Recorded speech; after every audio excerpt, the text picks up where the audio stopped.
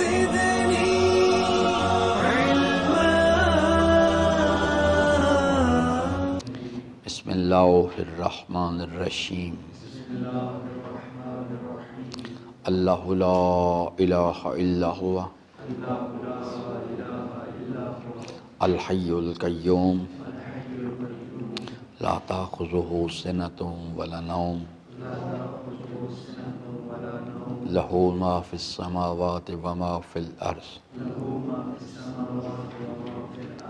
من ذا الذی یشفع عندہ الا بإذنہ یعلم ما بین ایدیہم وما خلفہم ولا یحیطون بشیء من علمہ الا بما شاء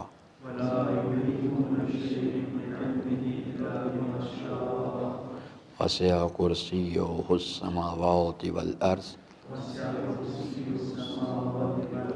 ولا یؤودہ حفظہما وهو العلی العظیم. صدق اللہ مولانا العظیم وصدق رسولہ الکریم وصلی اللہ علی سیدنا و نبینا محمد وآلہ الطاہرین. ربی اشرح لی صدری ویسر لی امری واحلل عقدۃ من لسانی یفقہوا قولی. حضرات محترم، سورہ مبارکہ بقرہ کی اس آیہ مبارکہ کی روشنی میں ہم اپنی گفتگو کر رہے تھے، اور جیسا کہ میں نے عرض کیا کہ اس کے اندر جو بنیادی نظریہ بیان کیا گیا ہے وہ ہے اللہ لا الہ الا ہوا، اور اسی کو ہی ہم نماز میں تشہد میں کہتے ہیں کہ اشہد ان لا الہ الا اللہ.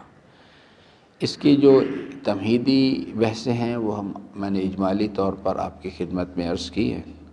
اب اگلے مرحلے کی طرف داخل ہوتے ہیں کہ جس میں اللہ تبارک و تعالیٰ نے ایک اپنا نظریہ بیان فرمایا ہے کہ اللہ لا الہ الا ہوا. اس دعوے کی دلیل کے طور پہ اب آگے کی بحث ہے کہ جو اللہ تعالیٰ نے بیان فرمائی ہے، یہ نظریہ جو ہے چونکہ حیات انسانی کی ضرورت ہے، اس لیے اب یہ جو دلیل پیش کی جائے گی اس دلیل پر یہاں سے ہمارا پہلے اس دلیل کو سمجھا جائے یہ کیا چیز بیان کی جا رہی، پھر اگلے مرحلے میں اس میں کیونکہ وہ کوئی ایسی چیز بیان نہیں کی جائے گی کہ جو انسان کی دسترس سے ماورا ہے، وہ اس پہ پھر غور و فکر کرنا ہے. جب اس پہ غور و فکر کریں گے تو اس دلیل پہ غور کرنے کے نتیجے میں اس نظریے کے بارے میں، جیسے کہ الحمدللہ نظریہ تھا اور رب العالمین اس پر دلیل لائی گئی تھی کہ عالمین میں ربوبیت کے راستے سے غور کرو تو تم اس نتیجے پر پہنچ جاؤ گے کہ الحمدللہ. اسی طرح سے یہاں پر یہ جو نظریہ ہے کہ اللہ لا الہ الا ہوا، یہ ایک نظریہ ہے، اس پر دلیل یہ لائی گئی ہے کہ اگر آپ اس پہ غور کریں کہ الحی القیوم لا تاخذہ سنۃ ولا نوم الی آخر وہو العلی العظیم، تو آپ اس نتیجے پر پہنچ جائیں گے کہ اللہ تبارک و تعالیٰ کے سوا شان الوہیت کسی کے لیے زیبا نہیں. چونکہ میں اس شان کا مالک ہوں، اس واسطے میرے سوا شان الوہیت کسی کے لیے زیبا نہیں. اسے دوسرے پہلو سے پڑھیں تو یہ بات اس میں میسیج ہے کہ جس کو الہ مانو اس کے اندر یہ خصوصیات ہونی چاہیے. اور تیسری چیز چیلنج ہے کہ آپ اس کائنات پہ غور کر لیں، اس کائنات میں اگر کوئی وجود آپ کو ایسا دکھائی دے کہ جس کے اندر یہ کمالات پائے جاتے ہو تو آپ کو ضرور اسے اپنا الہ مانیں. لیکن اگر اس کائنات میں کوئی پہلی ہی چیز اگر اس کو صحیح طور پہ سمجھ جائے آدمی، کسی دلیل کی فردر ضرورت ہی نہیں پڑتی. کہ اگر آپ اس کائنات میں کوئی ایسا وجود آپ کو ملے، کوئی ایسی شے دکھائی دے جس میں یہ کمالات پائے جاتے، ضرور اس کو الہ مانیں. تو اس جہاد سے اس پہ صرف یاد نہیں کرنا، اس کو جو آگے دلیل کے طور پہ جو چیز لائی گئی ہے اس کے مفہوم کو سمجھنا ہے، اس پر غور و فکر کرنا ہے، اور اس کے جب اس یقین کی حالت میں انسان کو سمجھ آ جائے گی تو اس کے نتیجے میں خود بخود انسان اس نتیجے پر پہنچے گا کہ اگر یعنی یہ اس صورتحال میں ایک ہی نتیجہ نکلتا ہے کہ اللہ تبارک و تعالیٰ کے سوا شان الوہیت کسی کے لیے زیبا نہیں ہے۔ تو پہلی چیز ہے جو اللہ تعالیٰ نے فرمایا کہ الحی، اور دوسرا ہے القیوم۔ الحی سے کیا مراد ہے؟ پہلے اس کو یعنی فرماتا ہے کہ میرے سوا شان الوہیت کسی کے لیے زیبا نہیں۔ ہم پھر دوبارہ اسے تھوڑا سا دہرائیں۔ جب ہم کہتے ہیں نا لا الہ الا اللہ، تو یعنی اس میں ایک اس چیز کے بارے میں، کیونکہ یہاں تو ہم نے تشہد میں کہتے ہیں اشہد ان لا الہ الا، میں گواہی دیتا ہوں، یعنی میں نے اس چیز پر غور و فکر کیا، میں اس پہ یقین کی منزل پر ہوں کہ اس کائنات میں اللہ کے سوا شان الوہیت کسی کے لیے زیبا نہیں۔ کیوں؟ لا خالق الا اللہ، میں نے اس کائنات میں غور کیا، اس کائنات میں اللہ کی شان خالقیت اللہ کے سوا کسی کے لیے زیبا نہیں ہے۔ لا مالکہ، لا حاکمہ، لا ناصرہ، لا رازقہ، لا مطلوبہ، لا محبوبہ الا اللہ، اللہ کے سوا کوئی چیز جو ہے اس کے۔ اب یہ چیز جو ہے جب انسانی زندگی کے اندر یقین کی شکل میں آتی ہے تو یہ انسانی زندگی کے پریکٹیکل بیہیویئرز کو بناتی ہے۔ جب لا ناصر الا اللہ کا یقین ہے تو جب کسی مشکل میں آئے گا تو اللہ کے سوا، اس کی فکر اللہ کے سوا کسی کی طرف نہیں جائے گی۔ لا حاکمہ الا اللہ، جب کبھی عمل کرنے کی اس جوانی کو استعمال کرنے کا مرحلہ آئے گا، سوائے اللہ کے حکم کے اس کی فکر کسی کی طرف نہیں جائے گی۔ اگر عمل کی منزل میں جا کے انسان جو ہے وہ یعنی اللہ کی یہ کہتا ہے کہ یہ سب کچھ اللہ کا دیا ہوا ہے، مگر جب ان کو استعمال کرنے کی باری آتی ہے تو اس کی فکر اس کے غیر کی طرف، نفس کی طرف جاتی ہے۔ اس کا مطلب ہے کہ ابھی اس کو پیچھے اس چیز کا یقین نہیں ہے کہ لا حاکمہ الا اللہ۔ یہ اصل میں یہ چیزیں جو ہیں مختلف جتنے بھی چیزیں بیان کی گئی ہیں، یہ اصل میں مختلف بیہیویئر بناتی ہیں انسانی زندگی کے۔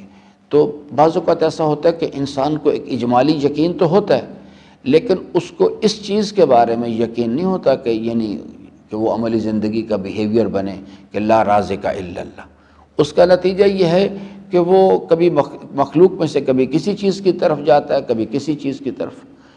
ڈاکٹر اقبال، میں کہتا ہوں جب میں اس کو پڑھتا ہوں تو بہت زبردست عارف انسان تھا، کہتا ہے کہ تو ایک سجدہ کرنا سیکھ تا تجھے 1000 سجدوں سے نجات ملے۔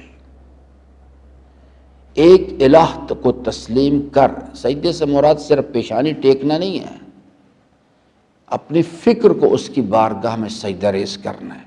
کہتا ہے تو ایک سجدہ کرنا سیکھ، لا الہ لا معبود الا اللہ، لا محبوب الا اللہ، لا مطلوب الا اللہ، لا، ایک سجدہ کرنا سیکھ تا تجھے 1000 سجدوں سے نجات ملے۔ اس واسطے کہ جب انسان کو یہ چیز زبان سے کہتا ہے لیکن قلبی طور پہ یقین نہیں ہوتا، کبھی کسی وزیر کو سمجھتا ہے کہ یہ مجھے، پھر اس کو جا کے اس کی خوشامد کرتا ہے، اس کی کاسالیسی کرتا ہے، اس کے گھٹنوں کو ہاتھ لگاتا ہے، کبھی اس کا خیال ہوتا ہے یہ پیر صاحب مجھے بچا لیں گے، یہ کبھی مال کو سمجھتا ہے کہ اگر یہ بینک میں جو مال پڑا ہوا ہے کوئی بات نہیں، کوئی مسئلہ نہیں، یہ مجھے بچا لے گا، یہ مشکل کے وقت میں یہ میرے کام آئے گا۔ حالانکہ اس نادان کو یہ پتہ نہیں ہے کہ یہ مال جو ہے جب تک جس نے یہ کائنات بنائی ہے، جب تک اس کی مرضی نہیں ہو، کوئی شے حرکت نہیں کر سکتی۔ خود انسان کا اپنا مال جو ہے، اپنی اولاد کچھ نہیں کر سکتی۔ تو یہ چیز چونکہ اسی نظریے کے یقین کی بدولت مختلف بیہیویئر بنتے ہیں۔ جب انسان کو یہ یقین آ جائے گا کہ اللہ کے سوا شان الوہیت کسی کے لیے زیبا نہیں ہے، تو پھر اس کی فکر جو ہے وہ عملی زندگی میں سوائے اللہ کے حکم کے، اللہ سے صرف اللہ کو راضی کرنے کے لیے عمل کرے گا، ہر مشکل وقت میں اللہ سے امید وابستہ کرے گا، باقی ہر چیز کو وسیلہ سمجھے گا، وسیلے کو اختیار بھی کرے گا، وسیلے کی طرف جائے گا بھی، لیکن وسیلے سے امید وابستہ نہیں کرے گا۔ یہ ایک باریک سا مسئلہ ہے، اس کو سمجھنے کی ضرورت۔ اکثر لوگ جو ہیں وہ اسی مقام پہ آ کے اشتباہ کر جاتے ہیں، وہ وسیلے کو اصل سمجھنا شروع کر دیتے ہیں، اس سے امیدیں وابستہ کرنے شروع کر دیتے ہیں۔ اسی چیز کو، اور اس تاریخ کے سفر میں سب سے زیادہ جس الہ نے نسل آدم کو نقصان پہنچایا ہے شناخت نہ ہونے کے، وہ شخصیت پرستی کا بت ہے۔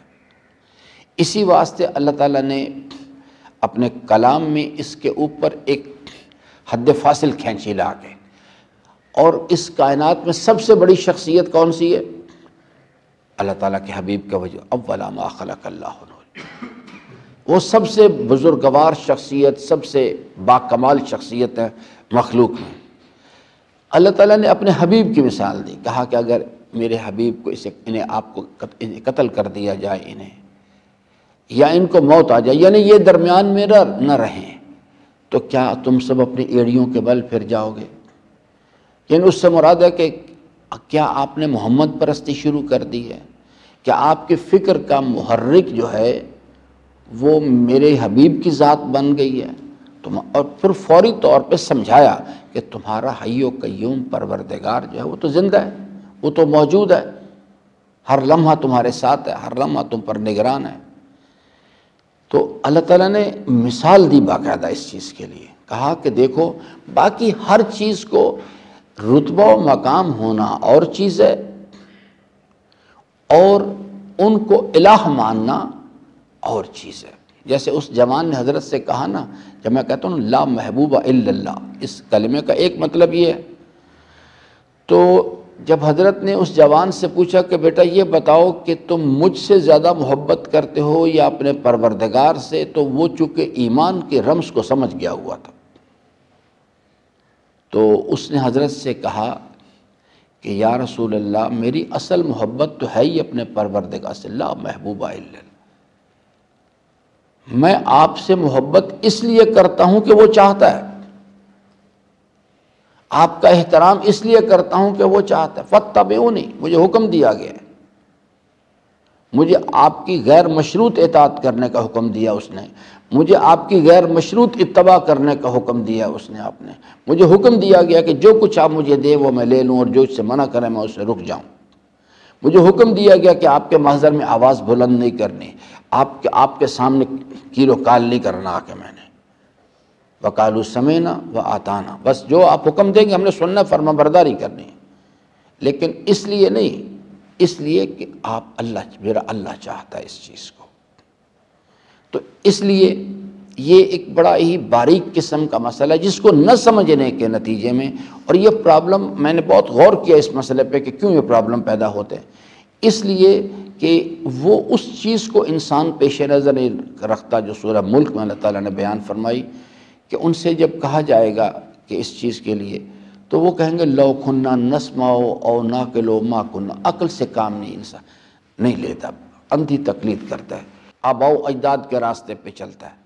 اس کا نتیجہ یہ ہے کہ بغیر اللہ تعالیٰ کی معرفت کے وہ داخل ہو جاتا ہے عمل کی وادی میں، اور وہاں سے پھر وہی چیز ہے کہ جو کچھ آباء و اجداد کو اس کی اندھی تقلید کرنا شروع کر دیتے ہیں۔ ورنہ ایک بڑی تعداد میں لوگ ہیں، اگر ان کو حقائق بتا دیے جائیں یا بتا دیے جاتے تو وہ یعنی اللہ کے سوا اس کا غیر کو الہ نہ مانتے۔ اور الہ یاد رکھیے گا یہ ایک بڑا یعنی تفصیل طلب موضوع ہے، اللہ کے سوا شان الوہیت کسی کے لیے زیبا نہیں۔ اس کے مقابل پر اللہ قرآن کریم نے صرف ایک الہ کا ذکر کیا، افرأیت من اتخذ الہہ ہواہ، باقی سب چیزیں جو الہ باہر ہیں نا، سب باہر والے، وہ اس طرح سے ہوتے ہیں کہ انسان جو ہے وہ اللہ کے مقابل پہ اپنی عقل کو لے کے آتا ہے، اور اس میں یعنی بجائے دنیا میں دیکھنے کے دنیا کو دیکھتا ہے آگے، اور وہاں سے پھر گمان کرتا ہے کہ یہ چیز جو ہے یہ شاید یہ جرنیل مجھے بچائے گا، یہ وزیر صاحب جو ہیں یہ میرے خاندان کے یا میرے والد صاحب کے ملنے والے یہ مجھے بچا لیں گے، یہ اسے کہتے ہیں الہ کا تصور۔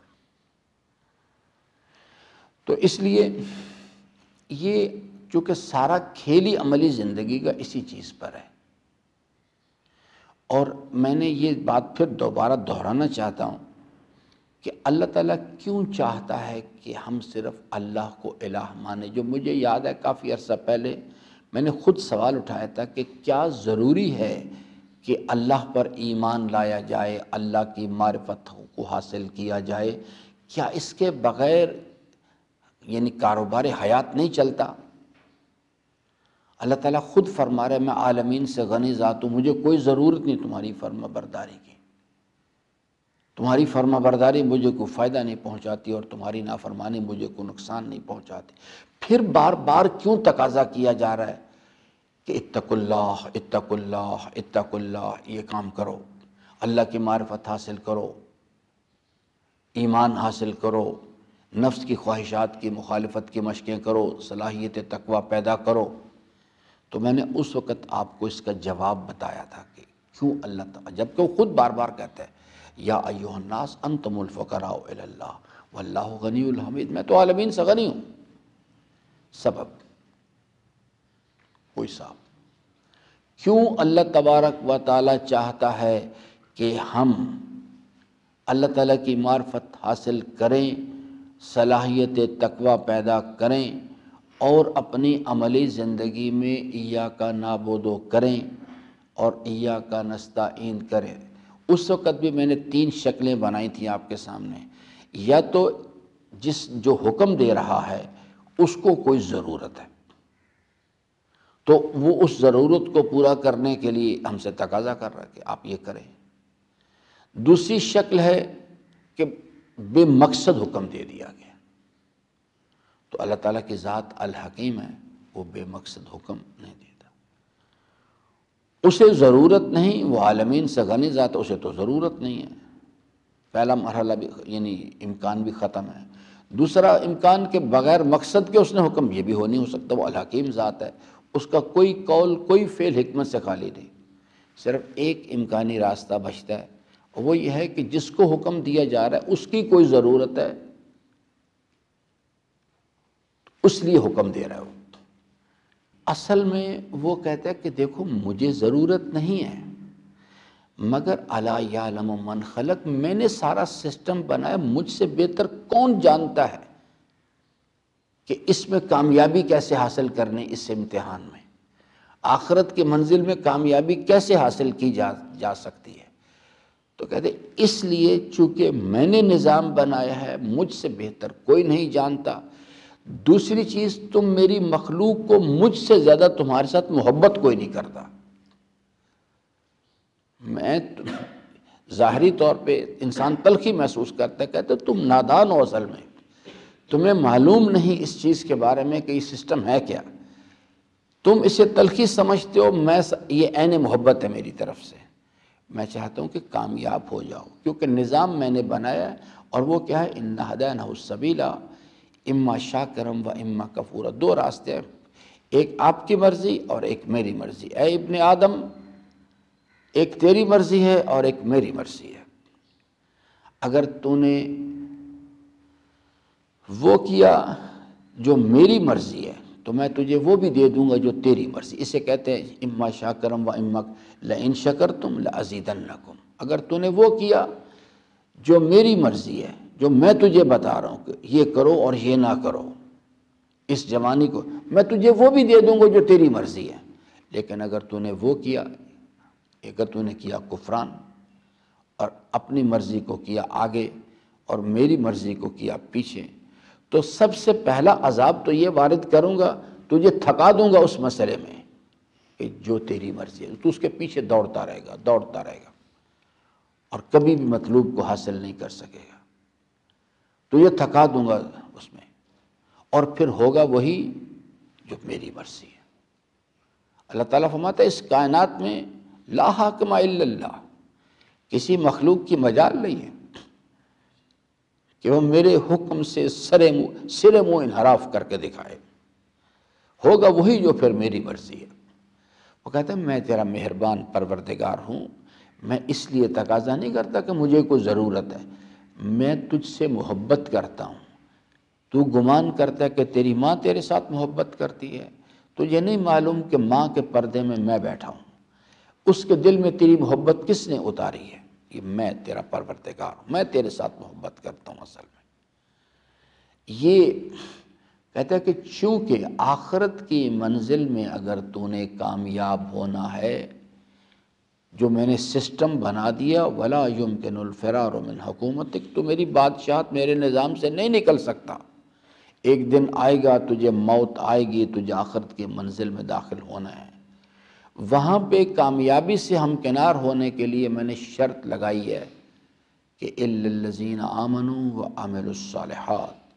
اس واسطے میں کہتا ہوں کہ ایمان حاصل کرو، اعمال صالحہ بجا لاؤ، تقویٰ کی صلاحیت پیدا کرو، اس واسطے کہ اس کے بغیر خسارے سے نہیں بچا جا سکتا اس چیز کے لیے۔ اور پھر کہا کہ دیکھو ظاہری عمل میں نہ گم ہو جانا کہیں جا کے، آگے جو کچھ بھی ہونا ہے انما الاعمال بالنیات، نیتوں کو ٹھیک کرو، اپنے اندر یہ صلاحیت پیدا کرو، کان اخذہ للہ، صرف اخذہ کی طرف نہیں جاؤ، للہ کی طرف جاؤ، ترکہ کی طرف۔ اخذہ سے مراد ہے واجبات و مستحبات، ترکہ محرمات و مکروہات، ان للہیت کی طرف جاؤ، صرف اخذ و ترک کی طرف نہیں۔ جیسا کہ جو بحث ہے سورہ الحمد کی، وہاں پر صاحبان انعام کا تقاضا نہیں، ان کے صراط کا تقاضا ہے۔ مغضوب اور ضال کی شناخت نہیں، ان کے صراط سے۔ حضرت نے فرمایا نا، برے انسان سے نفرت نہیں کرو، برائی سے نفرت کرو۔ برا انسان تو مریض ہے بیچارہ، اس کے ساتھ ہمدردی کرو، بلکہ اس کے ساتھ خیر خواہی کرو، اس کا علاج کرنے کی کوشش کرو، بشرطے کہ وہ بات کو سننے کے لیے تیار ہو۔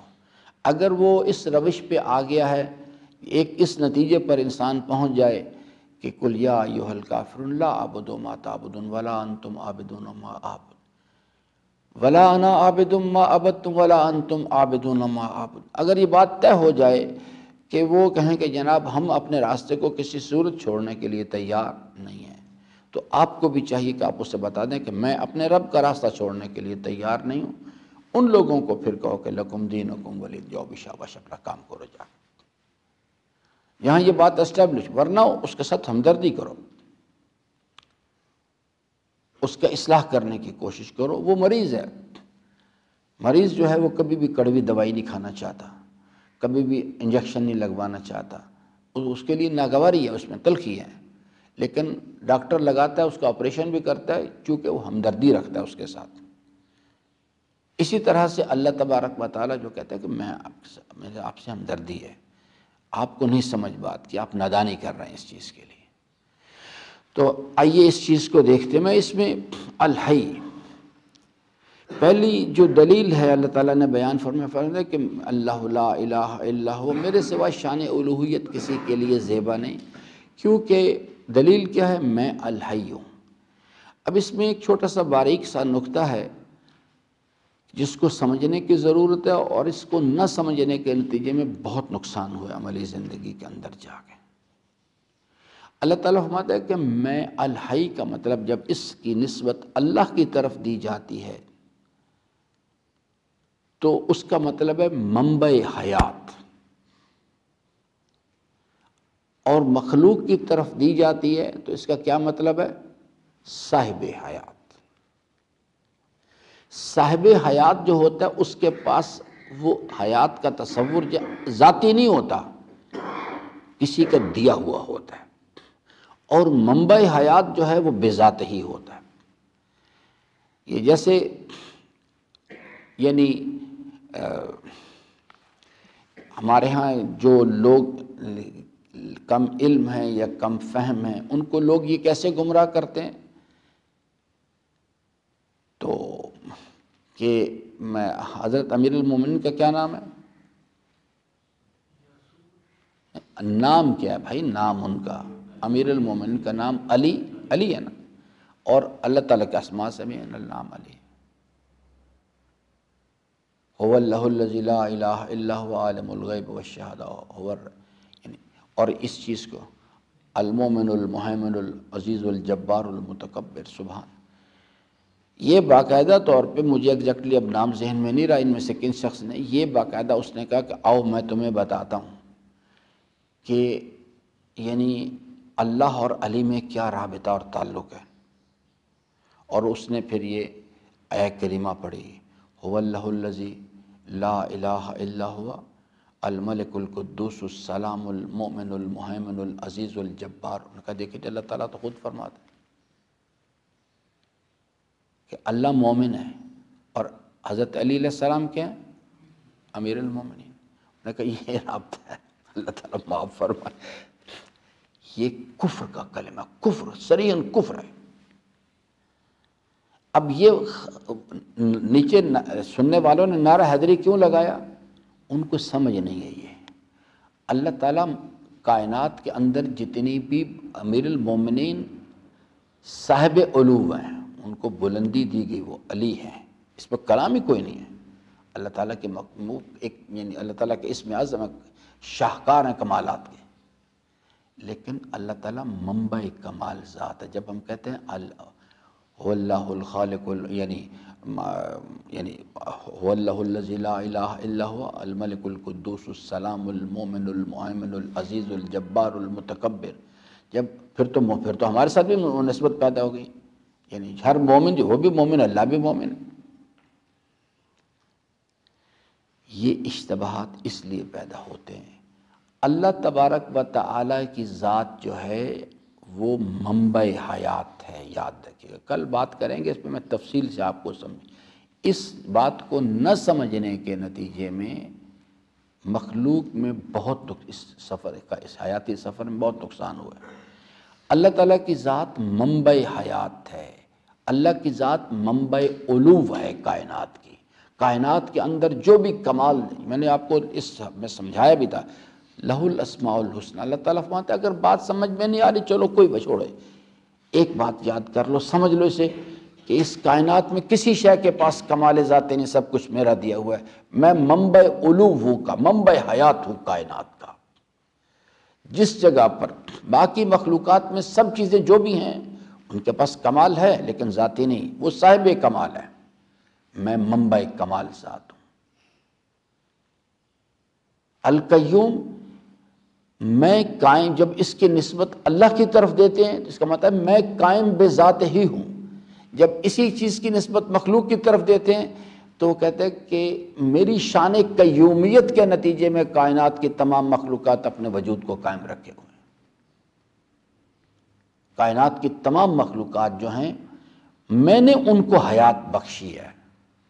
میں اگر آپ کو یہ حضرت امیر المومنین کا جو یہ دعا مبارکہ کا جملہ ہے، یا ہوا یا من لا ہوا الا ہوا، فرماتے ہیں میرے مالک اے وہ ذات بابرک، یا ہوا یا من لا ہوا الا ہوا، میں نے اس کائنات پہ نظر کی، میں جس شے پر بھی نظر کرتا ہوں مجھے تیرے علم و قدرت کے مظاہر اس میں دکھائی دیتے ہیں، تیرے سوا اس کائنات میں کسی تیرے اس کا اللہ نور السماوات والارض، اس کائنات میں تیرے نور کی جلوہ گری، کائنات کی ہر چیز تیرے نور سے جگمگا رہی ہے۔ یا ہوا یا من لا ہوا الا، تیرے سوا کچھ بھی نہیں دکھائی دیتا۔ فرمایا کہ جب میں کسی شے پہ نظر کرتا ہوں اس کو دیکھنے سے پہلے مجھے اس میں تیری علم و قدرت کے جلوے دکھائی دیتے ہیں۔ الحی سے مراد یہ چیز ہے، صاحب حیات ہونا، چاہے وہ روحانی حیات ہو یا جسمانی حیات ہو، یہ مخلوق کا کام ہے، اللہ کا کام نہیں ہے۔ کیونکہ جب صاحب حیات ہے تو پھر اس کے لیے تو مثال بھی آئے گی، اس کے لیے کیفیت آگے جو اللہ تعالیٰ نے بات کی ہے نا، اسی کیوں نگیٹ کیا، لا تاخذہ سنۃ ولا نوم، مطلب کہ میں اس کائنات کا یکتا و یگانہ الہ ہوں، اس لیے کہ باقی سب هو الذی خلق کل شیء، باقی سب میری مخلوق ہے، کائنات کی ہر شے جو ہے میں نے اس کو وجود بخشا ہے، ان مراحل سے گزارا، الذی خلق فسوا قدر فہدا، یہ سب کچھ میرا ہے، یہ میں نے کیا سب کچھ، یہ میرے علم و قدرت کی جلوہ گری ہے کائنات کے اندر، میں منبع حیات ہوں کائنات کا۔ جب وہ فرماتا نا اسی آئے آخر میں آپ نے پڑھا وَهُوَ الْعَلِيُّ الْعَظِيمُ، فرماتا ہے میں منبع علو ہوں، کائنات میں علمی کمالات ہیں، قدرت کے کمالات ہیں، سب کچھ میرا دیا ہوا ہے، میری ذات سے نکل کے آ رہے ہیں اس کائنات میں۔ آپ کسی شے کی کہ الحمدللہ رب العالمین کا ایک مفہوم یہ ہے، اس کائنات میں کسی شے کی تعریف بذات ہی ممکن نہیں۔ اللہ تعالیٰ فرماتا ہے اس عالمین میں کسی کی تعریف کر کے دیکھ لو، کسی شے کی تعریف کرو، وہ خواہی نہ خواہی لوگ پسند کریں یا نہ کریں، وہ تعریف میری طرف لوٹ کے آتی ہے۔ آپ کسی منظر کی تعریف کر لیں، کسی شخصیت کی تعریف کر لیں، کسی شے میں پائے جانے والے کمال کی تعریف کریں، وہ آپ پسند کریں یا نہ کریں، ظاہر بین نگاہ دیکھ رہی ہوتی ہے کہ اس کی تعریف کی جا رہی ہے، حقیقتاً تعریف اس کی ہو رہی ہوتی ہے جس نے اسے وجود بخشا ہے اور جس نے ایک کمال عطا کیا اس کو۔ ہر تعریف اس کی ذات کی، اسی واسطے فرماتا ہے میرے سوا کسی کی تعریف ممکن نہیں ہے۔ آپ کسی شے کی بھی تعریف کر کے دیکھ لے، تعریف اس ذات کی ہو رہی ہوتی ہے جس نے اس کو وجود بخشا ہے، جس نے اس کو یہ کمال عطا کیا ہوا ہے۔ تو فرماتے ہیں کہ آپ فرماتے ہیں ٹھنڈے دل سے آرام سے بیٹھ کے تنہائی پہ غور کیا کرو اور مجھ سے سوال کیا کرو، اللہم عرفنی نفسک، میں تمہیں سکھا دوں گا۔ اور بات ہے سورہ اعلیٰ میں بھی یہی بات سمجھائی، سبح اسم ربک الاعلیٰ، تو میرے نام کی تسبیح لسانی صرف نہیں، تسبیح عملی کر، سنقرئک فلا تنسیٰ، میں اس کائنات کی کتاب کو خود تجھے پڑھنا سکھا دوں گا، اور ایسا سکھاؤں گا کہ فلا تنسیٰ، تو کبھی نہیں بھولے گا پھر اسے۔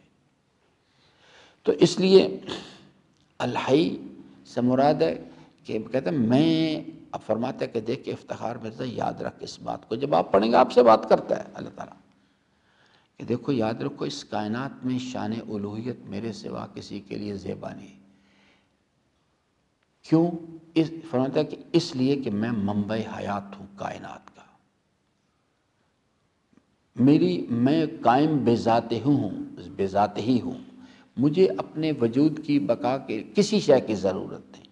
کسی آدمی نے چھٹے امام سے پوچھا حضرت یہ ارشاد فرمائیں کہ اللہ تعالیٰ کے لیے کوئی مثال دی جا سکتی ہے؟ اللہ تعالیٰ شے کو لفظ شے اس کے لیے بیان کیا کہ اللہ تعالیٰ بھی کوئی شے، ایک کمثلہ ہی شے، اس کے مثل کوئی شے نہیں۔ انشاءاللہ العزیز اس کو تفصیل سے اس کو آپ کی خدمت میں عرض کروں گا اس چیز کے لیے، یہ پھر دوبارہ سے تفصیل سے سمجھاؤں گا کہ اللہ تبارک و تعالیٰ یہ باتیں کیوں سمجھا رہا ہے بار بار، کیوں اس کی ضرورت محسوس کہتا ہے میں تیرا مہربان پروردگار۔ اللہ تعالیٰ سے امیدوار ہوں کہ اللہ تبارک و تعالیٰ ہم سب کو اپنی رضا کی راہیں جو ہیں ان کو شناخت کرنے اور ان پر عمل پیرا ہونے کی توفیق عطا فرمائے۔